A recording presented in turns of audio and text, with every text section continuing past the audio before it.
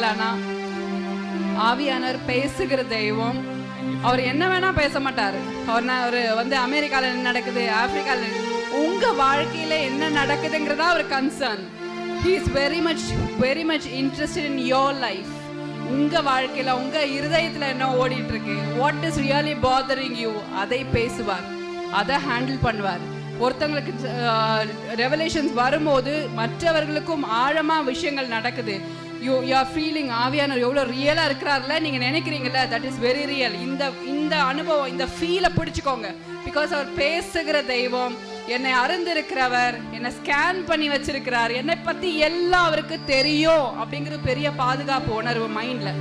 Okay, இங்கேருந்து எதை எடுத்துகிட்டு போகிறீங்களோ இல்லையோ, I am here to tell you, ஆண்டவருக்கு உங்களை குறித்து சகலமும் தெரியும். உங்கள் இருதயம் உடையிறது அவருக்கு தெரியும், காயம் தெரியும், வலி